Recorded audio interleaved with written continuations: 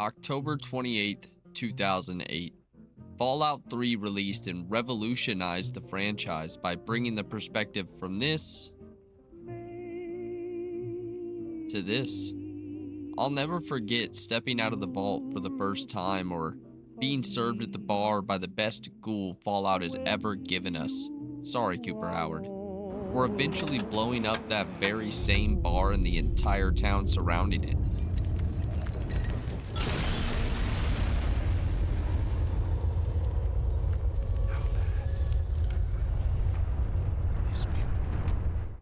Bethesda had outdone themselves, so how would they follow such an incredible release? They wouldn't. Fallout New Vegas would come just shy of 2 years later, developed by an entirely different team, Obsidian Entertainment. While I've heard incredible things about New Vegas, I've never actually played it myself, so I didn't know what to expect from this new wasteland. But I never could have expected what I got. Before we get started, I did my research and Fallout New Vegas has 4 possible endings. I specifically want the independent Vegas option. Here's how we're going to make that happen. 1. Maintain a positive reputation. 2. Complete the Volair questline. 3. Upgrade the Securitrons. 4. Complete the No Gods, No Masters questline. 5. Support the followers of the Apocalypse. 6. Defeat Caesar and his legion. 7. Make the NCR leave the Mojave. 8. Upgrade the Hoover Dam. 9. Defeat Legate Lanius. And finally 10. Rule the Mojave. Note, while Wasteland will be on, I've been told it's essential for a playthrough of New Vegas. With a game plan in mind and several insecurities I should speak with a professional about, I only had one question left. Will Fallout New Vegas hold up 14 years later? I quickly made a character, set my special, and then I entered the Mojave for the first time. But before I could get started, it was time to meet Sunny. Sunny's our tutorial character, and after taking us to slay some geckos plus make our first healing items, she suggested we introduce ourselves to Trudy. Trudy let me know about the problem going on in Goodsprings, and with keeping a positive reputation in mind, I set out to take care of the situation. We're introduced to Ringo, a Crimson Caravan member that's in a bad way with a group of escaped convicts. I rounded up the few people that I could and took out the gang for Ringo. After some nefarious looting of corpses, I started out towards Prim, the first stop on our journey to making Vegas independent. After walking through a wasteland more silent than the Hawk Tua girl's Twitter page and hitting a few snags on the way, I arrived in Prim. Prim has definitely seen better days, and following a large escape of convicts, they're in dire need of a new sheriff.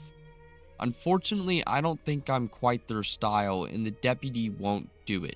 Because we need to get in good with the NCR, I decided to make sure I gave it to them, but they weren't going to make that easy. Lieutenant Hayes told me he would need more men to secure Prim, and if I got them for him, he would do it. My next location had been revealed, and we were off to an NCR outpost. I arrived at the NCR and got straight to business, only to find out my barter skill wouldn't be high enough. Introduce Mustache, aka Ranger Jackson. Ranger Jackson informed me of a mob of worker ants nearby that needs exterminated, so I set out to make short work of them. When I returned, I found new dialogue at the front desk and was able to have the soldiers sent to Prim. With Prim safely in the hands of the NCR, the game plan was going perfectly. Until it wasn't. My next encounter would be in the small town of Nipton. Apart from the scene straight out of a Saw movie, the gentleman that approached me was fairly well-mannered and simply asked me to spread the news of what they had done. I took my get-out-of-jail-free card and continued towards my next destination, Novak. As soon as I arrived, a familiar sight caught my eye and I was almost shocked at what I was looking at. Was this the original Red Rocket station? This is something that I love about the Fallout games and Bethesda in general. This was an asset created by Obsidian Entertainment and was paid homage in Fallout 4 5 years later. After we asked around town, we were led to Manny Vargas. Manny admits he knows who we're looking for, but he would need our help before he tells us anything. Cue one of the coolest missions in Fallout. The Repconn test site is infested with ghouls and we have one task. Get them out. The fight through the facility isn't easy, but eventually I find myself standing before Jason Bright. Jason is the leader of a group of ghouls that are preparing for a journey to the great beyond, but he needs my help clearing out the demons blocking the passage. How hard could that be?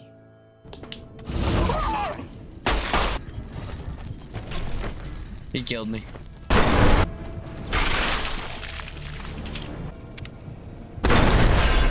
Are you kidding me? Needless to say, the demons were a problem. After multiple deaths and repeat scum saves, I was finally able to clear out the demons, find a secret passage, and even help this guy along the way. I report back to Jason and let him know that the demons have been cleared out of the basement, and he and his followers immediately started down there. And when I arrive after him, I'm in complete disbelief. I'm informed that Jason and his followers will be riding the rockets to the great beyond he had mentioned earlier, but they needed a few more parts to complete them. Without hesitation, I agreed to go find those last parts and send them on their way. It took me no time to collect the missing parts, and I got this cool rad suit in the process. Once I had given the parts to Chris, I made my way to the launch platform and sent them to the great beyond. In the process, I completed Manny's quest, so it was time to start heading back to Novak. Manny informs me that the man I'm looking for is named Benny, and he was likely already back on the Vegas Strip. This only meant one thing to me. I was going to Vegas.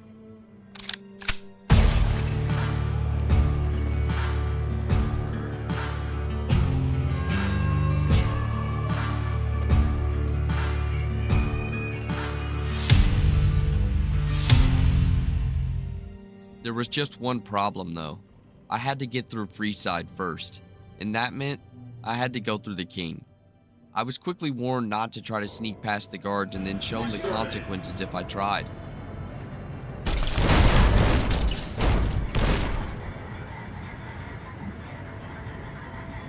So the King was my only option considering I didn't have 2,000 caps. At this point, I knew the drill.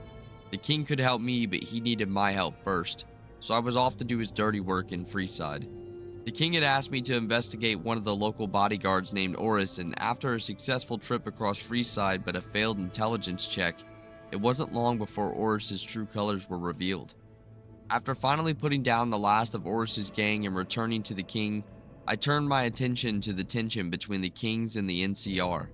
This was my first introduction with the followers of the Apocalypse, and with their help, I'm able to narrow down a contact within the NCR, Major Elizabeth Kieran.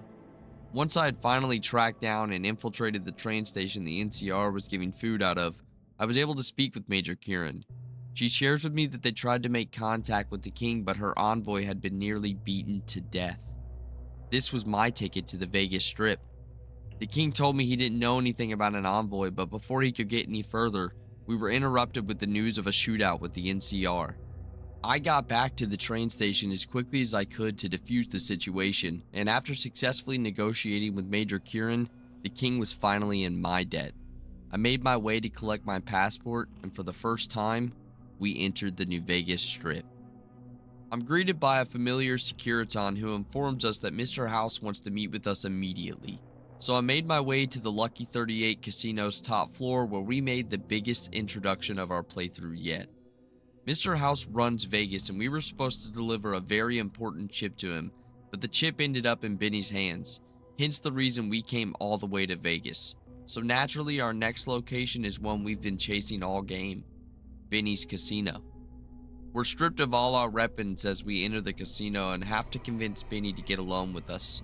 I grabbed a nearby pool stick before starting the conversation, and after hearing Benny's entire master plan, I decided to use that pool stick on him. Our next step was to investigate Benny's suite and see if there was any more information regarding his master plan. Introducing Yes Man. Yes Man is the Securiton that Benny reprogrammed to help him with his plot to take over Vegas. But since Benny reprogrammed Yes Man to always say yes, this Securiton will be helping me create an independent Vegas. Yes Man gave us a handful of tasks, so I set out to make contact with each of the different factions around the Mojave. I started locally with the different groups running the casinos and quickly made my way out to the leaders of the factions for a meeting. I made a stop at Vault 3 to make sure I took out the King of the Fiends before I continued into the wasteland. I quickly stopped by the Great Khan's territory, then before I knew it I was standing before the Boomers. After speaking with Pearl, I'm finally given the Volair quest. To progress further, I would need to become an icon for the Boomers. I did multiple small quests until I finally gathered enough reputation to cue the next bit of dialogue. Loyal informed me of a B-29 bomber that had crashed into a nearby lake and he needed my help to get it. I headed straight to the lake and prepped the plane to surface.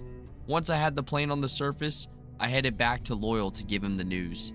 I had completed the Volair quest and secured the help of the Boomers when it came time to take the Hoover Dam, so I only had one faction left, the Brotherhood of Steel.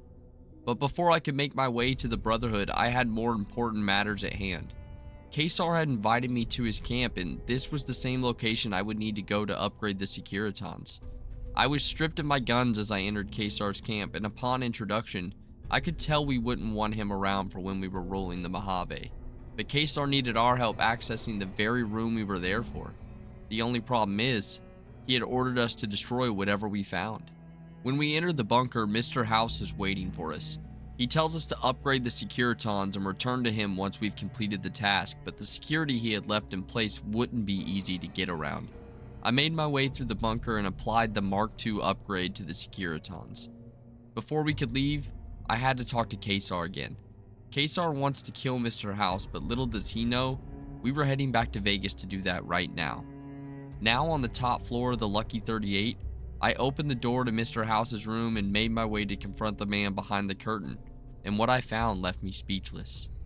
Mr. House had been running the entire show through the confines of a pod designed to keep him alive, and while I applaud his resilience, it was time for us to take over with a very anticlimactic finisher. Sanctuary. With Mr. House out of the way, I only had one faction left to reach out to, the Brotherhood of Steel. After struggling to find them for way too long, I was finally standing before a member of the Brotherhood. I made sure the traveling paid off and was rushing back to Yes Man to tell him the news. After letting Yes Man know exactly what factions I approved of, he let me know the battle between the NCR and Kesar's Legion was about to begin on Hoover Dam. This was my chance to make Vegas independent, and I was ready to go. When I arrived at the dam, the war was already going, and despite having the help from the NCR, this fight was not going to be easy. The Centurions were taking too many shots, and I had already lost all my companions, but I still had an ace up my sleeve.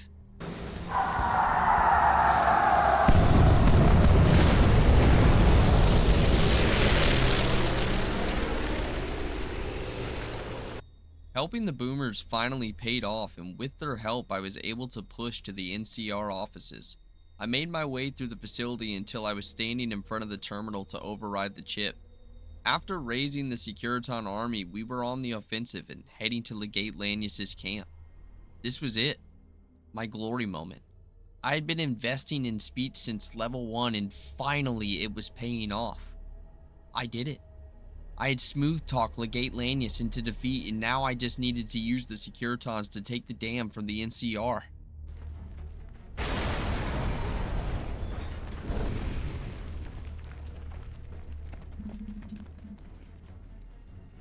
General Oliver and I discussed the possible outcomes before an interesting bit of dialogue appeared. And just like that, my playthrough of Fallout New Vegas was over and I was left with mixed emotions. Did the game hold up 14 years later? I'd like to think so. New Vegas shares many of the mechanics from modern open world RPGs, but obviously performs them at a much lower capacity. While I had a lot of bugs, I didn't have anything stopping me from completing a playthrough. The graphics were above average for the time period, but the reuse of assets almost had me in a state of perpetual deja vu. Overall, the Mojave was no less entertaining than any other wasteland I've played in the Fallout series, and Obsidian did a good job creating an immersive piece of land with danger lurking around every corner. I give Fallout New Vegas a solid 8 out of 10 and would recommend it to any avid Fallout fan that hasn't had the time to get their hands on it. Thanks for joining us, players. Make sure you like, comment, and subscribe. Let me know what game I should play next, and don't worry, we're bad at games too.